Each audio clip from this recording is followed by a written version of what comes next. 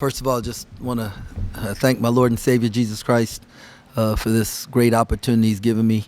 Man, all glory goes to God for this one, man. Our guys, they've just been so resilient, and there's a lot of fun to coach right now, and it's really not a lot of coaching. It's just letting them play, and they want to win. We've said all year long they like each other, and now on the floor they look like they like each other, and just blessed. It was a great environment. Thank you to our students and our fans for showing up, and I've said that it's home court advantages give you a +10, and our crowd gives us a +15, and so they get the credit for that. And just once again, it was another great Big 12 game, and like when we were losing and we said we had to move on to the next, it's the same thing with the wins. You got to tuck this one away and move on to the next, because we got another great team coming in and another great opportunity ahead of us. Thank you, Coach. Who wants to start with questions?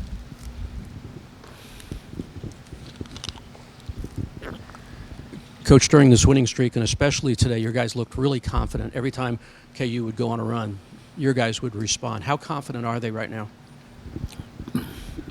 And I don't know how to gauge confidence. I just know that we're having really good practices, and we're making good basketball plays. And so, I think they believe in what we want to do and what we're doing, and and I believe in them. It's obviously taken a while to get them to play together to the talent level they have. Are you guys a tournament team now? Yeah, I don't know about that. I felt we were a tournament team when we put the team together. I felt even when we, lost a player that we would still be a tournament team. I think we're good enough to win games in the tournament. I don't know, do we have a resume to do it? I don't know that. I'll leave that up to other people. Our goal is just to, win the next game. And, and the way we do that is by winning practice tomorrow.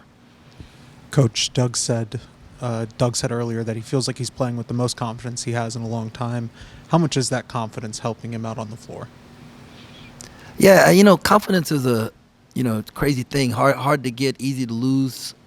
What I like about Doug is that he's not letting negative plays impact his next play, and that's what leaders do, and that's what tough people do. We do the next right thing, and I hope all of our guys have great confidence, right now, and but you still got to go out there and execute, right? You still got to go out there and get after it, and very, very proud of Doug and everyone else, right? I mean, I'm very, very proud of him, and I just have the coach in me is always like, well, how can we get better?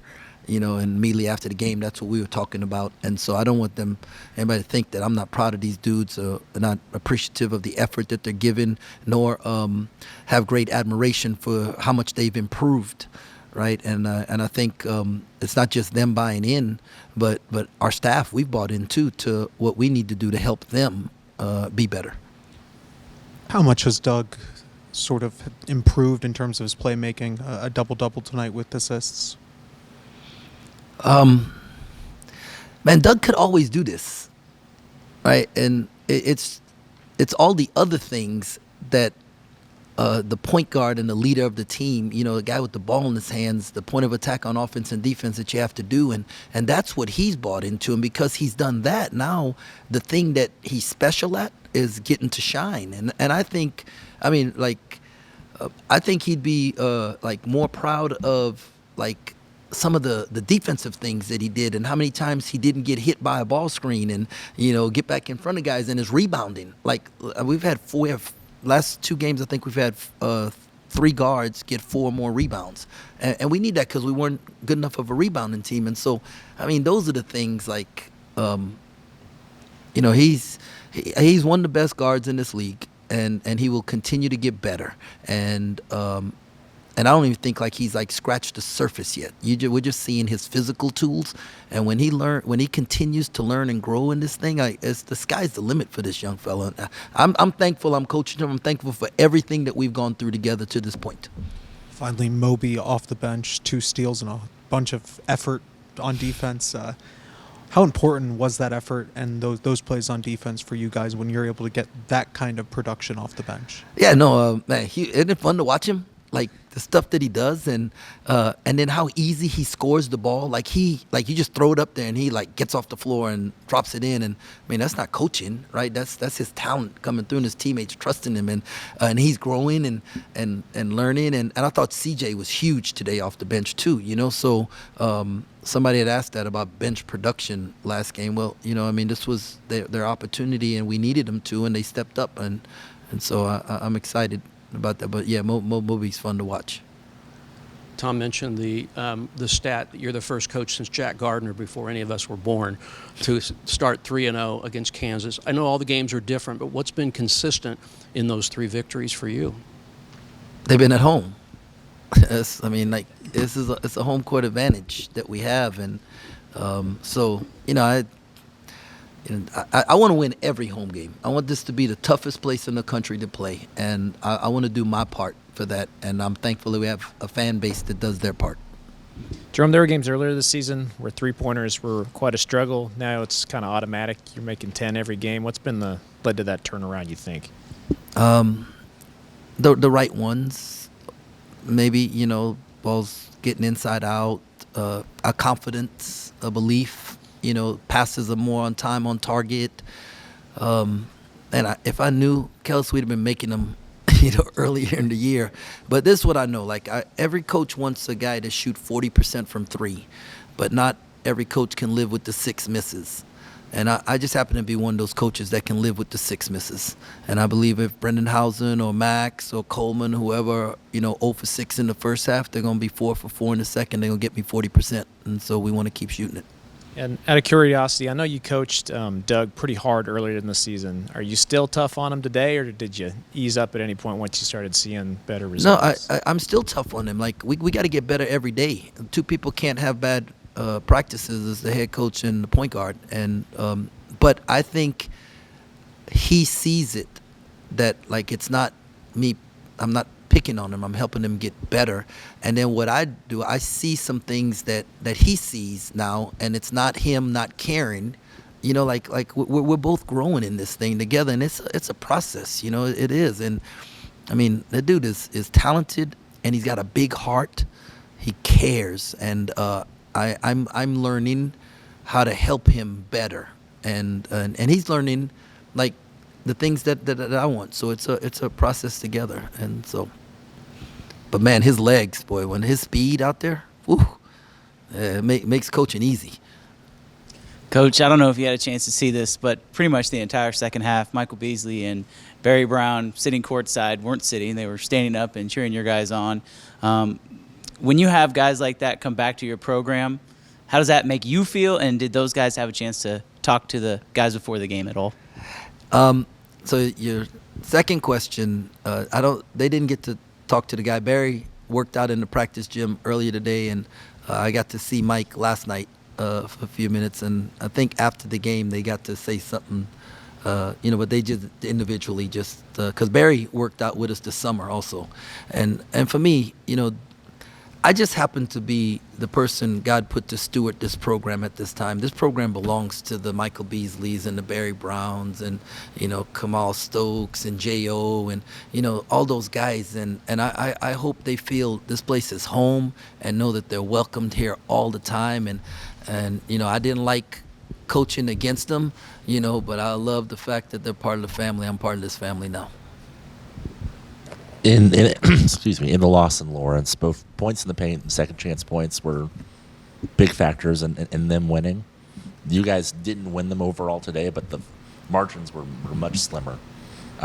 Is that effort? Is that kind of proof of that buy-in factor? Because they're bigger. They had KJ today. They didn't have him at Lawrence. Well, paint points was definitely a point of emphasis there. I think they might be the best in the conference at it, and so it's something that we had to close the margin on. So it was a point of emphasis.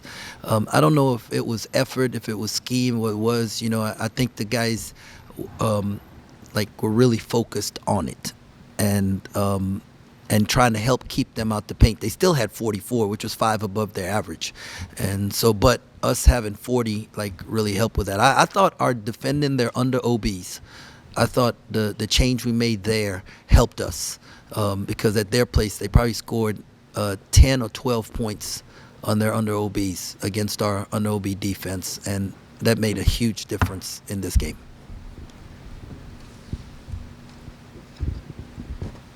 Harris picked up 3 fouls for KU in the first half. Just how much does that team change without his guidance on the floor? It was huge. It was huge. Like, I mean, it's a 1-possession game or a 1-point game when he gets his 3rd foul, and I think we go on like a 19-8 run without him out there. He's, you know, for anybody who questions about how good that kid is and how much he means to that team, like, this is the prime example. You know, he's the straw that stirs the drink, man. And when you cut off the head of the snake, it's hard. And so he's so valuable. And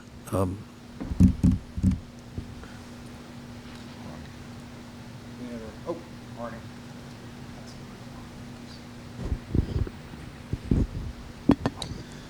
Your balance on offense again during this streak seems to have really been a factor. 4 or 5 guys in double figures every night. How important is that you're able to spread it around the way you have been? Yeah, you know, when you have 5 guys out there who are weapons, it creates spacing, right? And it really distorts the defense. And the fact that, you know, we're not really running a lot of plays for people. We're just trying to get into actions to gain advantage. And then what they're doing is finding the open person. The person who gets the shot is the one who's open. And I feel for the most part we've been taking good shots. But when you have 5 of them or 1 off the bench, you can, you know, on the floor at all time, it's hard to guard. Also, I know you want to enjoy tonight's game, but you got Arizona coming in. Also, what have they done? What's impressed you about them so far this season? I know Tommy does a great job. I've known him for a long time, and you know, they got a big one tonight against Texas Tech.